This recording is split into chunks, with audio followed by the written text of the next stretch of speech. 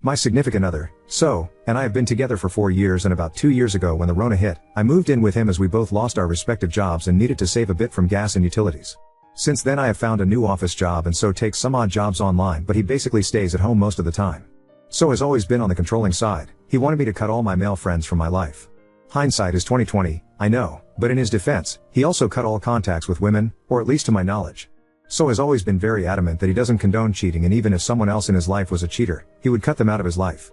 The relationship has had its ups and downs. We have had a fair share of arguments, and a few months ago we hit a rough patch, but recently things were looking okay for a while, or so I thought. Has become quite guarded with his phone lately, including hiding it if I look over his shoulder. He has never done this before, and it's very not like him. I am very open with my personal tech items. He's always welcome to look through my phone and laptop because I have nothing to hide. We even know each other's phone passwords. My gut feeling kept telling me that something was wrong, so when I got up for work this morning while he was still sleeping, I admit, I shouldn't have done what I did. I took his phone from the nightstand and checked out his conversations. Has been chatting with a girl he met online, 25? I only skimmed through the last few messages as I didn't want him to wake up and catch me snooping, but they have been texting back and forth every day while I was at work and sending each other nudes. I was so shook and disgusted. I don't know when it all started, but I assume it's been at least a month because that's when I first noticed he's suspicious phone guarding behavior. Honestly, no matter how much I look for a solution, there's no coming back from this. I know I have to leave. I didn't confront him yet because I don't want him to try and persuade me to stay or spin it that it's my fault. I also don't believe in closure, so there's really no use in telling him that I know. Here's where I need advice. I have a place to move to and I have to move all my stuff.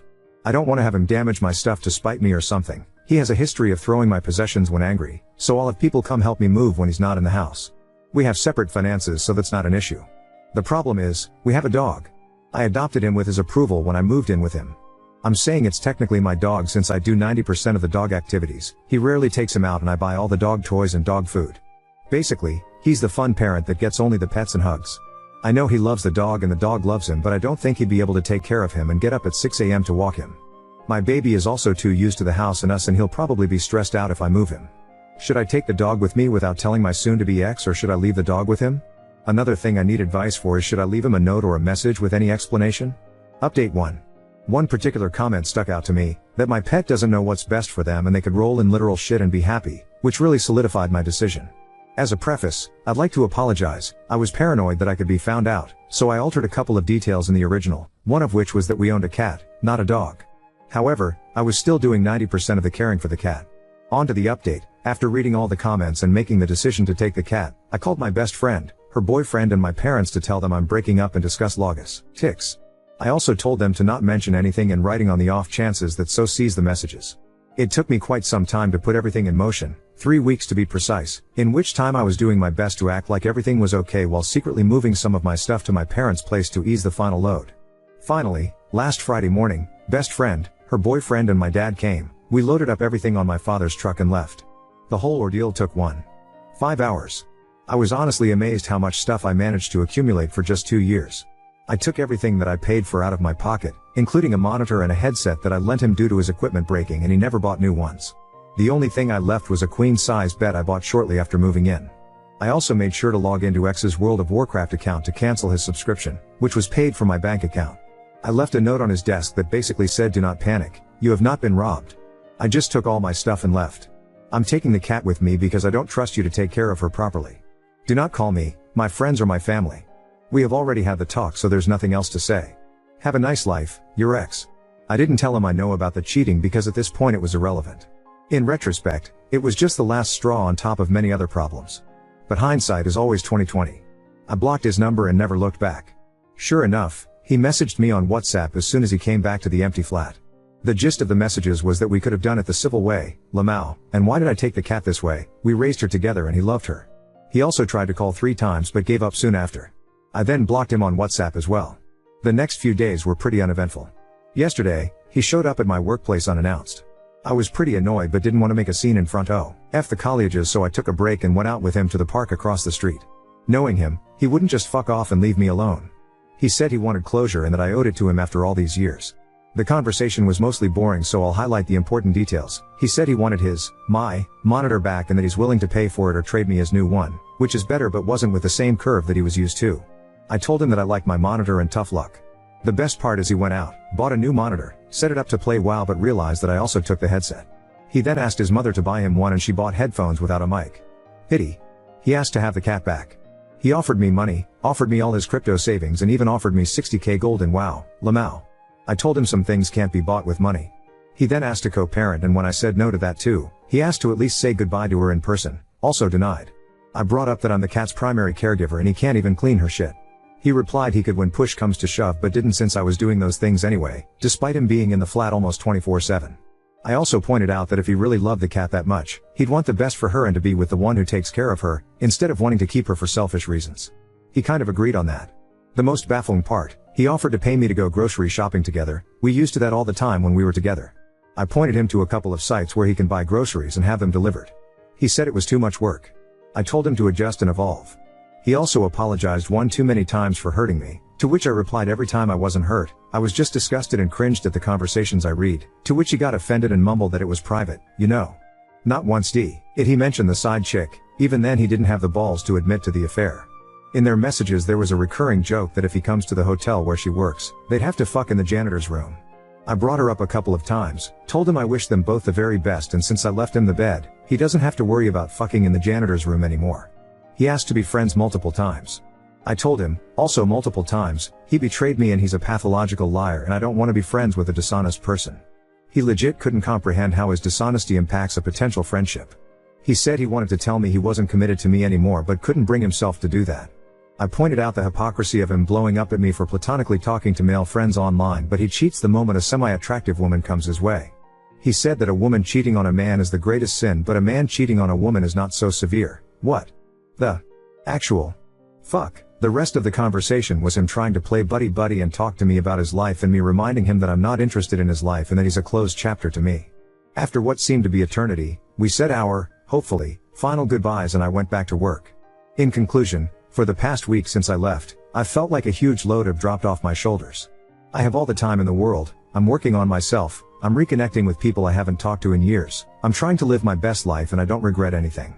There were good times, there were bad times, it was a valuable experience and a lesson learned what to look for in a partner and, more importantly, what not to overlook. Huge thanks to everyone that commented on my post. You really gave me the push I needed to make what I hope is the right decision. I was contemplating whether to write this last update or not. A bunch of things have happened since I last posted and eventually, I figured we are all more or less people who laugh at their own farts and enjoy the occasional justice boner so I decided y'all might appreciate how karma has caught up with X. Disclaimer and some background, I left out a lot of information in the original post and altered a lot of details to make sure X does not find the post and connect the dots. Our real ages are 28, him, 33, me, and 34, side chick. X and I were together for almost 7 years, not 4. X had a chronic disease, nothing fatal if threaded, very manageable and a lot of people with the condition can work. He was of course using it as an excuse not to work, even online work, and mooch off me. We lived with his mother who was supporting his narrative that he is too sick to work. X was abusive, first only verbally but it progressed to physical abuse. I omitted most of this information in the first post because I wanted an unbiased opinion whether to take the cat or not. Even though the cheating was the last nail in the coffin of our relationship, I was actually contemplating leaving him for almost a year before the actual fact and on occasions where he ramped up the abuse. I will withhold giving examples for the time being because the topic might be traumatic for some readers.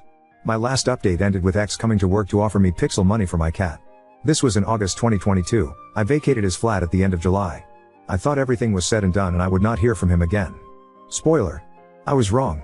Since the breakup he has messaged me about every 3 months on Discord for various bullshit, like how he lost his best friend or asking for photos of the cat. I didn't block him on there in case either of us needed to exchange items we forgot at our respective places. Sometime in March I found out by chance that he's still using my old League account. He has been banned on 3 different accounts for toxicity. I gave him the sword while we were dating but I did not think he would have the audacity to continue using it after we broke up.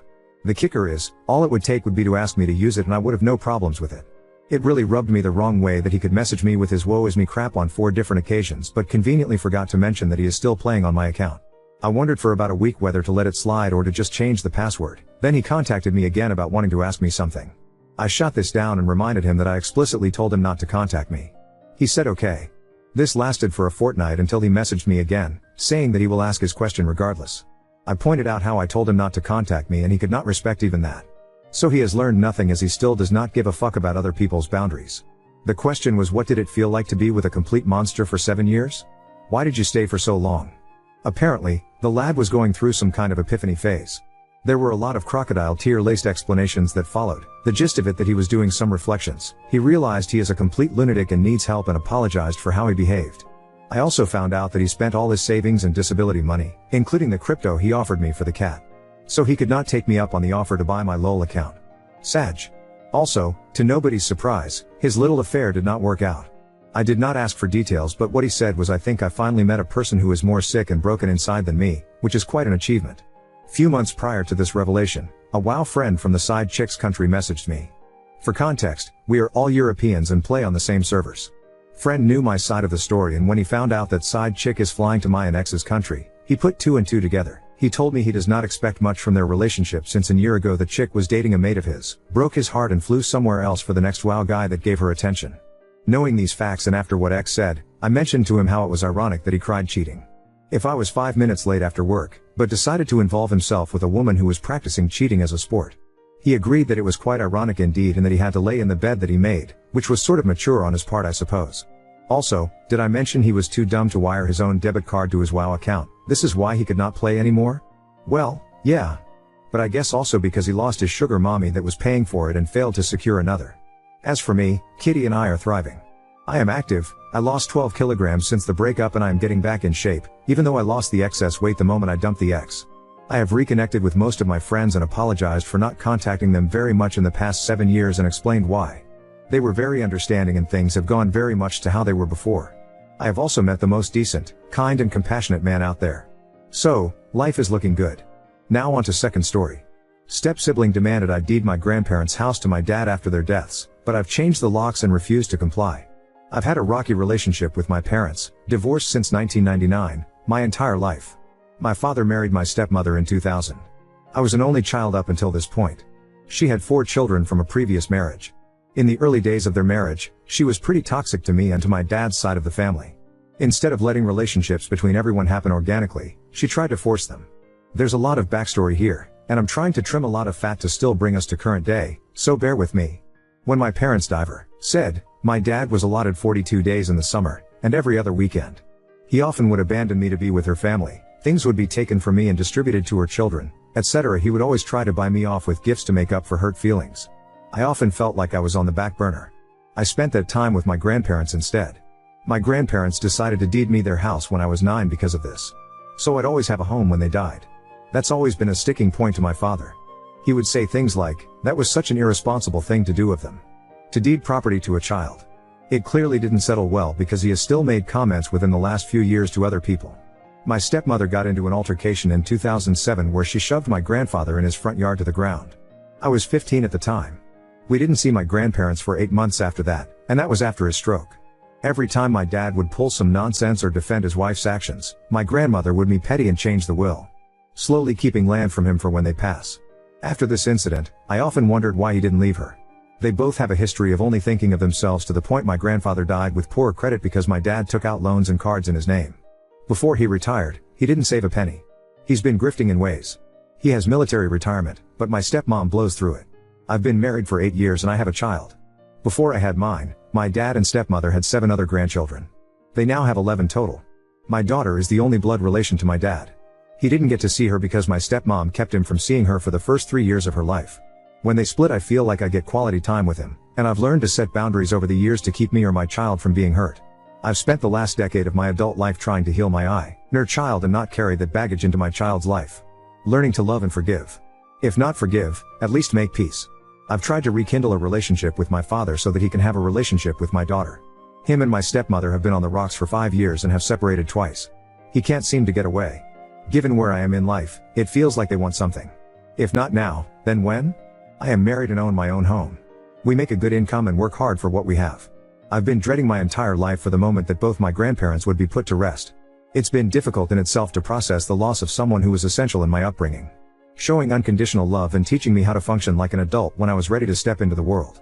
Well, that time is now. We laid my grandmother to rest at the end of last year. The way the deed was made, it transfers to me immediately at her death. My dad doesn't know I have seen the will. I chose not to say anything to have the upper hand. One of my step-siblings has already asked me to deed the house to my dad and stepmother in private. It's all so fresh and I find it incredibly distasteful to reach out to me when we are still going over the process of settling an estate which is now a lifetime trust. Someone had to have given her my number, as I changed in 2 years back and was very selective who had the new number. Her children would often ask us for money and it got tiring. I felt used after a while. My dad stayed at my grandparents' house during the week of the funeral. He's been taking things out of the home for years. Little things here and there like vintage glassware, etc. Out of a precaution, I have changed the locks and put cameras up. Not just to keep them out, but because various caregivers had keys to the home and it's sitting empty for the time being. There's a lot of work that needs to be done but will have to take place this summer. I have no intentions on giving him the house. His attitude has changed with me and he won't answer my daughter's calls. It is all very subtle, but enough to cause alarm. I'm afraid he will take from the sheds, break in or try to fight me over it. Perhaps he's still grieving or he now knows I've seen the will. Am I the for refuse considering to give it to my dad? It's not like they left him with nothing. He gets stocks and acres. But the way the will is drafted, everything he owns goes back to the estate, and to me. Not to his wife and her kids when he passes. Am I handling this right? Update 1.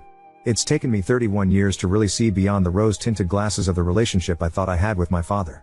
I did cancel his flight. He did not help us move, but I did end up engaging with him to keep the peace. Quick recap, I inherited my grandparents' home. Father and stepmom wanted to move in. I said no. Dad then decides to leave evil stepmom and reconcile. Wanted to temporarily move in with us. We said no. He was insisting on helping us move and we ultimately said no. We are essentially estranged and he's never really been a parent to me. Would rather love and bond with my 3 step-sisters and all their children than his only child and grandchild. I previously entertained reconciliation only to be strongly dissuaded by my extended family and Reddit. A week before making the move he did come to Kentucky and leave my stepmom as he had said. How he did it was cowardly. She was doing laundry on their last day in Texas at their RV and he got in her vehicle and split back to Georgia. Leaving her without transportation. Her children are angry. Once he got to their RV in Georgia he parked the car, packed his truck up and trailer and headed to Kentucky. He spent a week here on his property next to my inherited home. I inherited his parents' house for those that do not recall. He was essentially camping in a small trailer he would haul stuff in for flea markets and gun shows. He asked if he could use my water hose so he could shower and I agreed. I have cameras outside so I thought, what could it hurt? Well, here's where I was wrong. I then get a call from him that water is pouring from under the house. I told him to shut the water off. The house has been having leaks since I took possession as it's got 60-year-old plumbing that will be replaced with the sale of my home. I had my uncle come to confirm and then scheduled a plumber to come look at what needed to be done. This was just 5 days before we would get there with a moving truck from Florida to KY.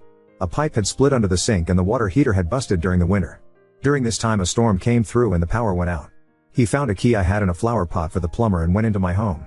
When we got there he told us he sprayed the yard for ticks, did pest control and also cleaned and sprayed for pests inside the home. I was livid. I didn't react angrily because at the time it felt weird. I was questioning whether I was wrong and he was actually wanting to be a dad to me after all this time. So I let it go. That illusion has since passed.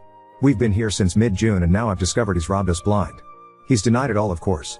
Tape had been removed from an old chimney hole, assuming looking for money. Green dishware has been stolen and put on consignment in town and at another local place 40 minutes away.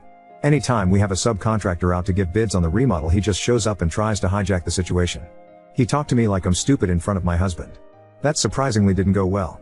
My husband is as docile as it comes, but that was the straw that broke his silence in all this. My dad didn't take kindly to my husband telling him he needed to mind his own business and be respectful to his wife. He's now staying at one of his cousins in an RV. He's still moving forward with his plans to put a tiny home on the land that is nestled between me and my uncle. My extended family tend to avoid him like the plague even with his repeated efforts to enter the fold. He showed up to their home on the 4th of July with a lawn chair to see fireworks uninvited and they didn't ask him to leave.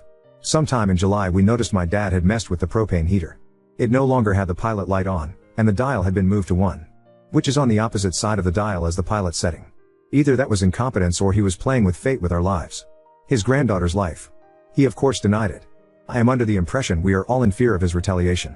My husband has no such fears and keeps threatening to go into the consignment that has my stolen glassware and making a scene. Honestly, I'm at the point that I'm just going to let my husband deal with him. I'm no longer emotionally exhausted and just annoyed. He shows up randomly with food which I immediately throw away. The last one had a note on it for my daughter. I wish I had a happier update, but this is what it is. We close on the sale of our home next week and start remodeling soon. I've let my contractors know the situation and he's not to be on the property. I feel bad having them in the situation. I'm worried he will vandalize the house my grandparents left me while we are in our rental.